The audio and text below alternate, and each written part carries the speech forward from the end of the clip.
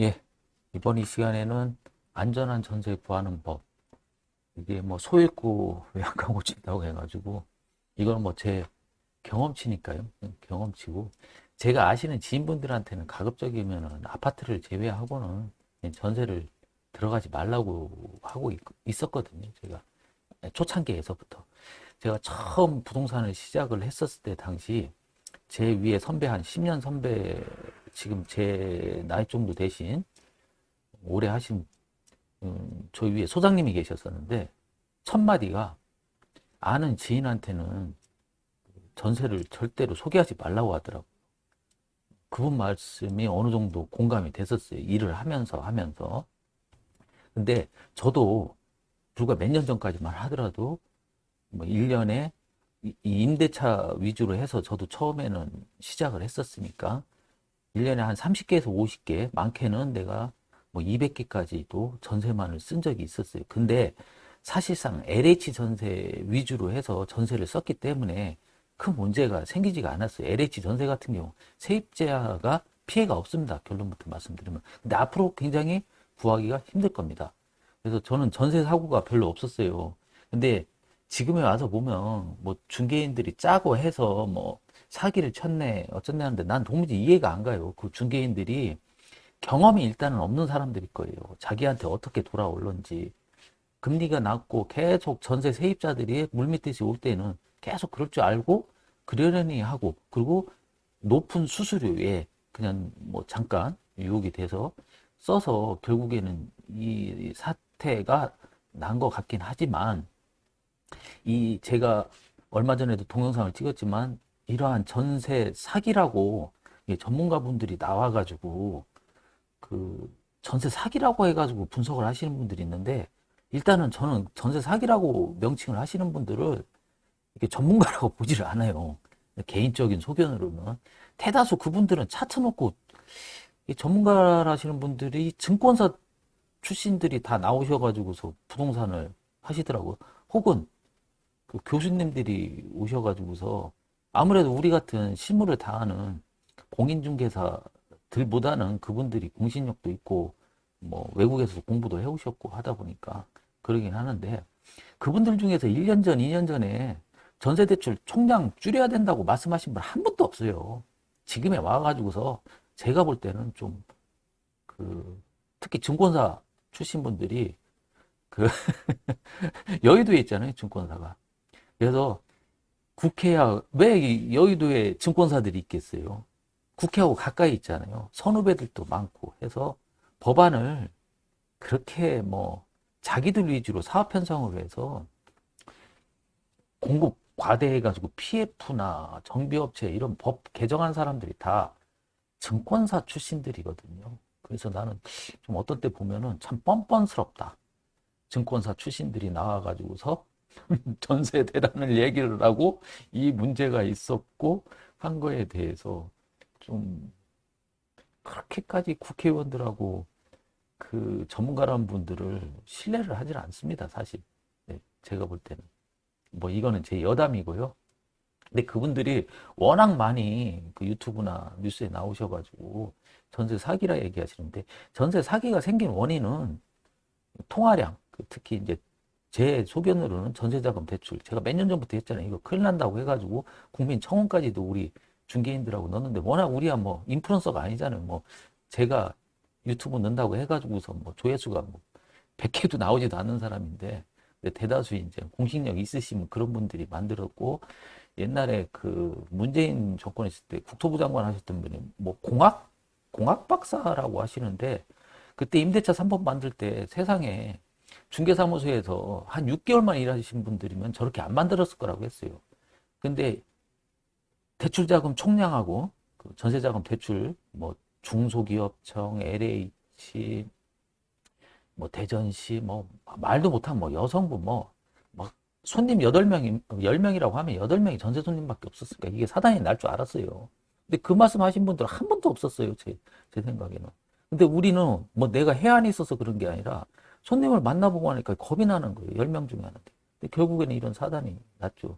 이 전세 사기는 정부의 소유권 이전을 못하게 한 규제, 규제가 문제였었고, 그러다 보니까 전세 놓으려고 빌라를 짓지는 않거든요. 근데 법인이 갖고 있을 수가 없다 보니까 부동산에서 일하는 막내들한테 그냥 소유권 이전해놓고 뭐 어마어마하게 그 생겼잖아요. 징벌적 세금이라고 하는 종부세가, 양도소득세 같은 경우에는 소득이 생기니까 낼 수가 있죠. 남은 게 있으니까. 근데 옛날에 제가 20년도인가요? 오늘은 조금 이 내용이 좀 길어질 때 20년도 6.17 대책할 때 진짜 기가 막힌 꼴을 당했었거든요.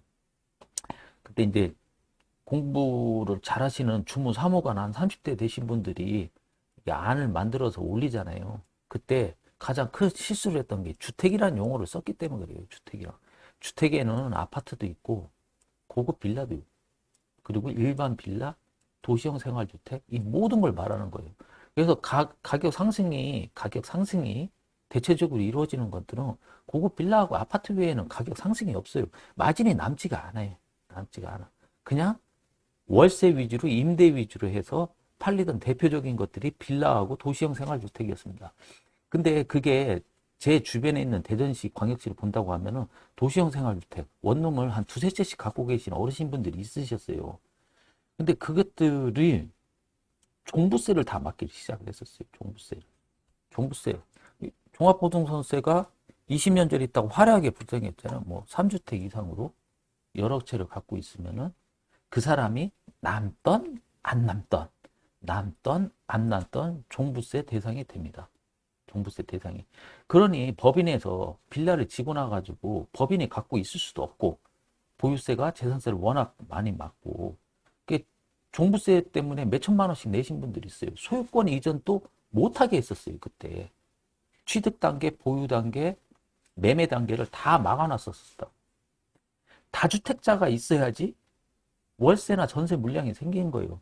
2주택에서 내가 누차 주택하지만 2주택하고 3주택까지는 그냥 내비둬야 돼요. 그래야지 주택시장이 안정이 됐는데 제일 큰 잘못은 국민들이 대책 마련하라고 해가지고 뭐 법안을 그렇게 만들었죠. 그래서 소유권 이전이 안 된 거예요. 거래가 안 되다 보니까 소유자가 여러 명 있었으면 이런 사단이 안 났는데 결국은 아쉽게도 이게 이런 사태가 생겼었죠. 그래서 뭐 한 3년 전부터는 저는 전세 거래를 아예 하지를 않았었습니다. 그러니까 소득이 확 줄었죠. 저 같은 경우에는. 근데 뭐 오늘은 조금 그냥 편안하게 있지만 각 부동산들마다 얘기를 들어보면 선후배들이나 동료들 보면 세입자들한테 전화가 오면 겁이 막 난다고 하더라고요. 그래서 제가 이 말씀을 드리는 거고 전문가라시라는 분들이 지금 말한 거를 1년 뒤에 한번 들어보세요. 그 사태가 있는지. 뭐 전세 제도를 없애야 된다. 왜 전세 사기를 하시는데 중간에 멈추지 않았느냐라고 얘기했는데 멈출 수가 없었어요. 소유권을 한 명한테 다 이전. 누가 사가지를 않는데 세금을 냈는데 징벌적 과세였잖아요. 집을 여러 채 갖고 있으면은 종부세하고 재산세가 어마어마하게 났어. 그럼 누가 사겠냐고 그거를. 누가. 그러니까 한 사람한테 몰빵을 한 거예요. 용돈 주면서 그냥 부동산에서 뭐 막내 역할을 하던 그냥 아무것도 모르는 친구가 저도 일종의 보면 그 사람도 피해라고요. 근데 유튜브에서 왜 멈추질 않느냐. 그리고 중개수수료 많이 받는 애들이 니들이 그러지 않았느냐라고 얘기를 하신다고 하면 그거는 저희도 이제 중개인으로서 뭐 면피할 생각은 없습니다. 근데 제도적으로 대출이나 모든 것들이 그랬고 이 징벌적 과세가 문제였습니다. 이 징벌적 과세. 근데 대책 마련을 하라고 해서 정부에서 요번에 대책을 마련을 했지만 거기에서 관건은 보증금보다 후순위인 당해세 있죠. 당해세에서 종부세가 문제가 돼요. 이 종부세는 인당이잖아요. 그 사람이 여러 개 갖고 있다고 하면 한꺼번에 다 내는 거잖아요. 근데 경매를 하려고 보니까 한 10채를 갖고 있는 사람이 1억에 종부세를 연체 대입 다 손채요. 여기에서. 근데 어떻게 됐었냐면은 처음에 경매한 거에서 1억 원을 다 받아가면 2호부터 9호까지는 그 당해세가 발생이 안 돼요. 안 되죠. 당연히. 이 종부세는 내가 매매이익을 얻은 것도 아니고 내가 갖고 있다라는 이유만으로 과도하게 보유세를 완전 징벌적 과세죠. 다주택자가 원턴, 원치 않던 내가 아파트를 수십 채 갖고 계신 분들도 있겠죠, 서울에는. 근데 저희 광역시 같은 경우에는 수도권 미만은 그렇지가 않아요. 통상적으로 임대 목적으로 10년, 20년을 갖고 있어도 오르지도 않는 것들이야. 그때 주사님들이 7급 공무원 행정고시 패스하신 분들이 주택이라는 용어를 안 쓰고 아파트나 가격 상승이 폭이 큰 고급 빌라라는 말로만 한정을 해놨다고 하면은 이 사단이 안 났을 거예요. 가격 오르는 건 그거거든요. 대한민국 대부분 아파트하고 고급 빌라, 고급 빌라들이 막 오르는 것들이지 절대 뭐 나머지 가격들은 제 경험상으로 빌라하고 도시형 생활 때는 오히려 가격이 분양가보다 내려가면 내려갔지 올라가지가 않아요. 그거를 미스를 했어요. 주택이라는 용어를 썼기 때문에. 그리고 아무것도 남는 게 없는데 세금만 계속 낸 거였어요. 그래서 국회의원분들은 우리를 끔찍히 생각하지 않아요. 정부도 요번에 대책을 보면 이 당해세를 보면 알 수가 있어요. 종부세를 아까 같이 1억 원을 다 받아가면 나머지 2호에서 9호까지는 받을 필요가 받을 수가 다 받아갔으니까 끝나는 거죠. 근데 정부는 이걸 포기를 안 해요. 절대 포기를 안 해요. 본인들도 알 겁니다. 본인들도. 그래서 어떻게 했느냐. 그 안에 보면 1호부터 10호까지 갖고 있던 사람들을 집을 경매를 하려다 보니 이 1억 원이라는 것을 n분의 1방 했어요. 그게 대책이에요. 근데 그 대책안을 보고서 그 내용이 무슨 내용인지에 대해서 지적해 줄 수 있는 전문가분들이 한 분도 없는 거예요. 정부는 곧 죽어도 세금 다 받아가겠다는 거예요. 이거 나눠주면 세입자 다른 피해자들이 주는 거잖아.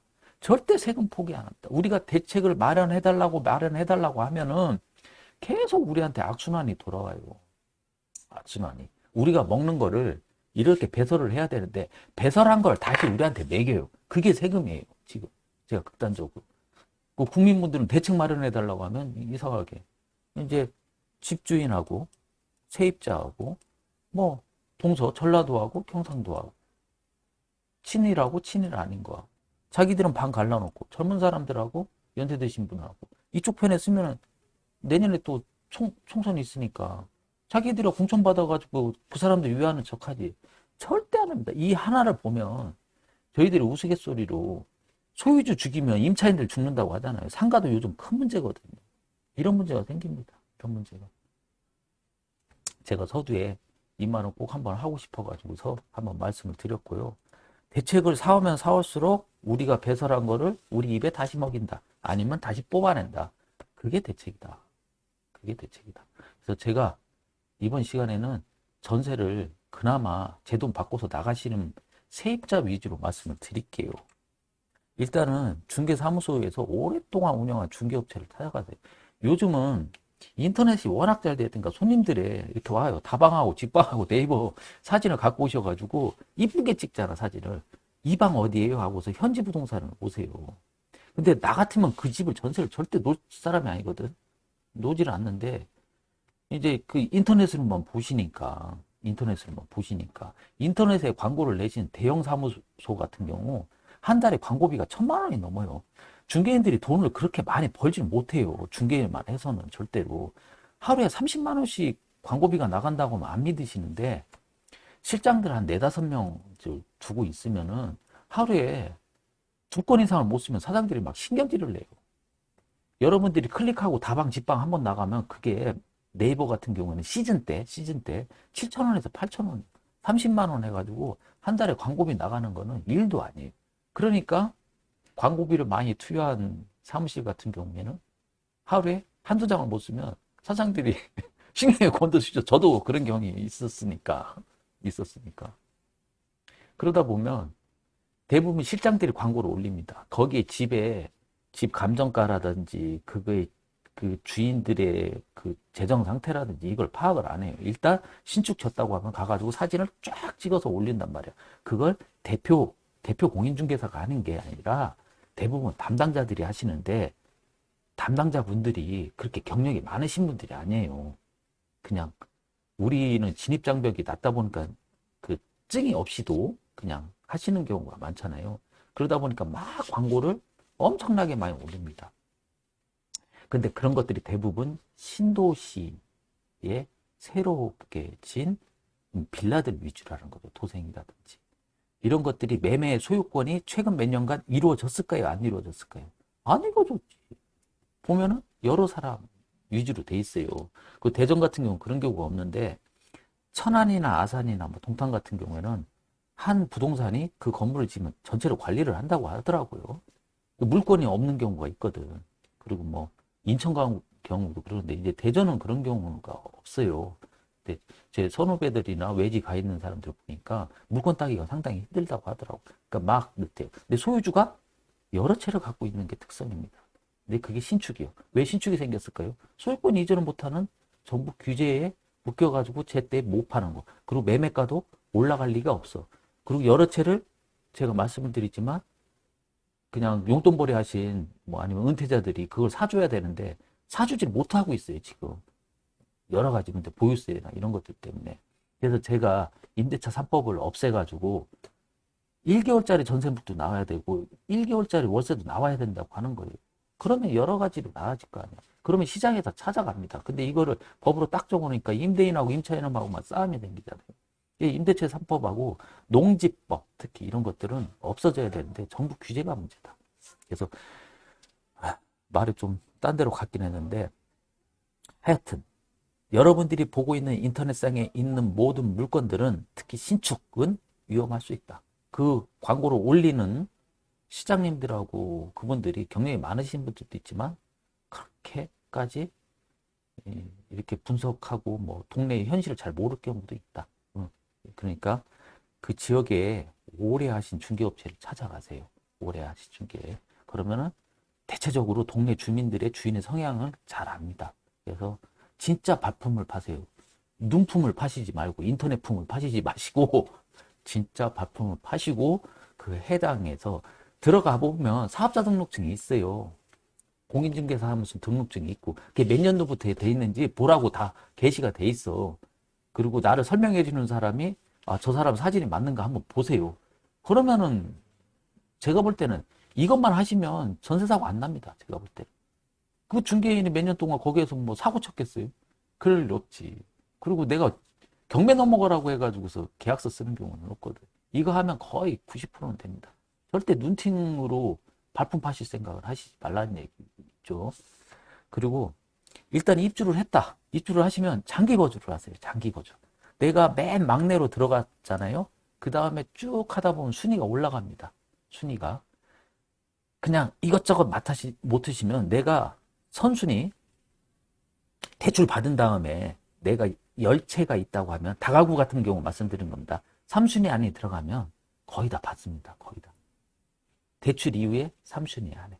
요거는. 그렇게 거의 받고요. 아파트하고 빌라는 말할 것도 없어요. 전세 들어가시면은 대출 없는 거 들어가셔야 되는 거예요. 그 기본도 안 해놓고 요번에 그 전세 사기 당했다고 하면 안 되지. 그거는. 아니 빌라에 대출이 있는데 들어갔어. 그게 말이 돼요? 그거를 2억이나 되는 뭐 1억 5천에서. 그 들어가신 분들 잘못이에요. 그게. 뭐 죄송한 말이지만 자기 분수껏 살아야 돼요. 제가 전세 손님들 오면 가장 좀 답답한 게 뭐냐면 사진을 가져와가지고 위치 좋고 깔끔한 거 찾으셔. 근데 그거 안전하지 않습니다라고 하면 그거를 못 버리는 거예요. 근데 신축 빌라 같은 거 요즘 위치 좋은 상업지나 신도시에 많아요. 이게 최근에 매매가 안 됐다니까. 소유권 이전을 못 했어요. 안 하기 싫어서 한 게 아니라 못 했다니까, 그게. 그래서 빌라왕이 생긴 거예요. 한 차례 여러 개 쏘는데. 그런 것들이 이쁘지. 생긴 것도 이쁘고, 옵션도 좋고. 그건 한번 의심하셔야 돼요. 내가 사기는 그렇고, 빌라는 가격이 안 오르잖아요. 거주는 하고 싶어. 근데 전세를 내고 월세는 안 내고 싶어. 이게 딱 뭐 같잖아요. 미끼를 던지는 것 같은 느낌이 안 드나? 저는 그런 거를 안 해요. 소유주가 여러 명 있다고 하면은. 근데 중개인이 또 능력치가 여러 가지란 말이죠. 나는 수수료를 많이 준다고 해가지고 전세를 뺀다라고 하면은 우리 같이 일하던 시장님들 있으면 절대 그 집 빼지 말라고 한단 말이에요. 느낌이 오잖아요. 근데 세입자분들도 그 느낌을 받으셔야 된다는 거예요. 소유주가 여러 명이지. 소유주가 한 명이면은 아무래도 여러 채를 갖고 있으면 힘들겠죠. 근데 그런 것들이 매매가 안 돼서 여러 채를 소유하시는 경우들이 상업지나 위치 좋은 곳에 많이 갖고 있다.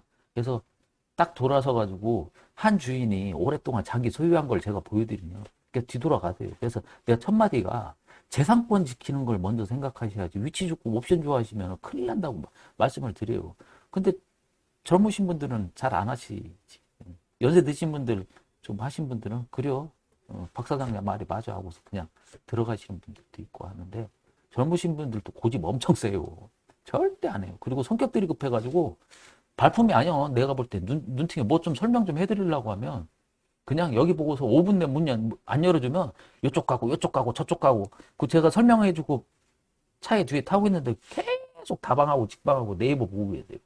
그리고 다른 부동산하고 계속 예약 잡으시고, 뭐, 그거는 나도 사람인지라 이해는 하는데, 아, 그분들한테는 한두 번만 얘기해드리고 그냥 말해요. 근데 역시 요번에 사단이 나더라고.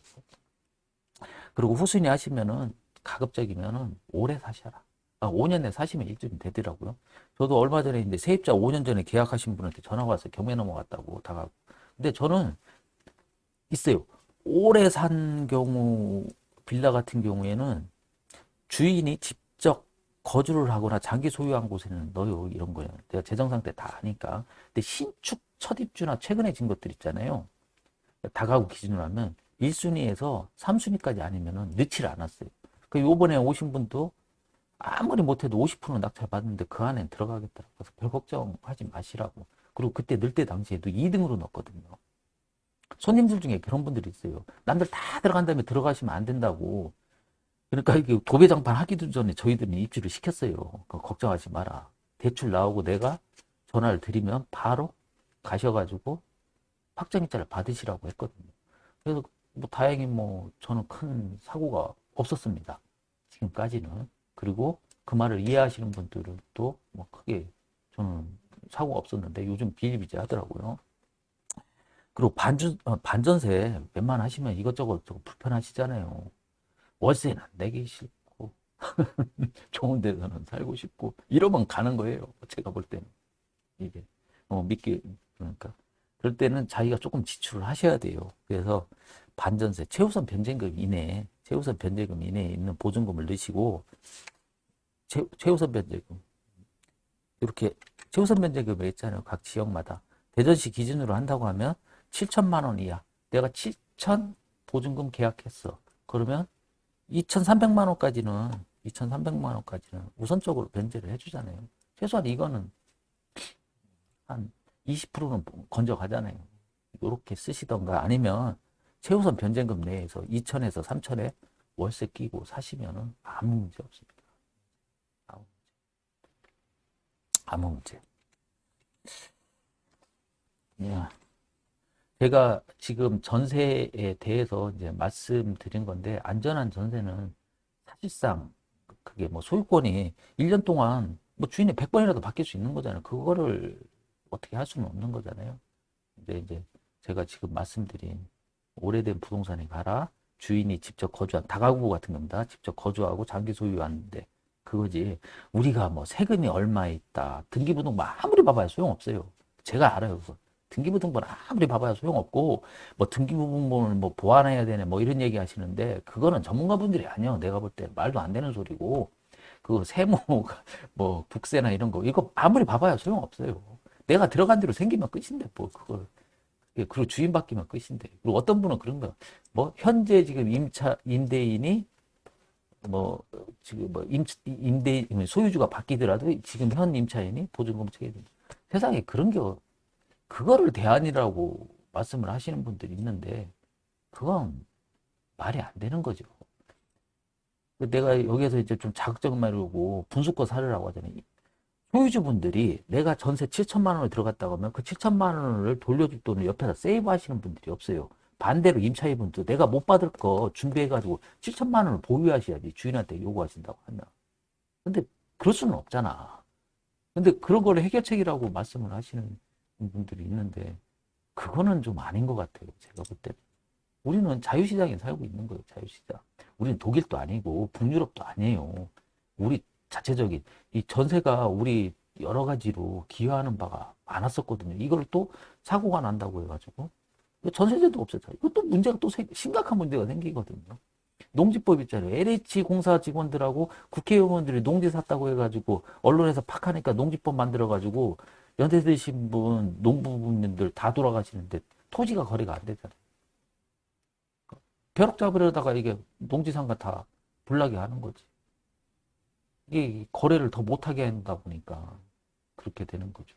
그래서 과도한 규제는 오히려 이런 전사 대란을 해놓고 배설해야 될 거를 우리한테 다시 먹히는 거고 우리한테 돌아온다. 그리고 안전한 전세는 없으니까 웬만하면은 최우선 변제 보증금하고 주인분들이 안정하다고 하고 오래된 부동산을 돌아다니면 거기에서 큰 사고를 안 치고 오래된 부동산이다 보니까 큰 탈이 없다. 그리고 절대 눈품만 팔지 마시고 현지 동네를 돌아다녀 보셔라. 그리고 부동산 사무실 가가지고 여기서 몇 년 했는가. 그리고 그 안내해 주시는 분이 그 사진하고 똑같은 거, 사진 다 붙여놓게 돼 있잖아요. 그런 거 하시고, 그 소유주가 다가구 같은 경우에는, 다가구가 요즘 더 문제거든요. 이게 전세를 내가지고. 그 집주인이 거기에 직접 거주하시는가. 거주하시는 분들이 경매 날릴 일은 없거든. 제 원칙은 주인이 직접 거주한다고 하면 저는 그냥 보지도 않고 전세를 썼어요. 근데 문제가 안 생겨. 자기가 쫓겨나지 말아야 되니까. 이상입니다.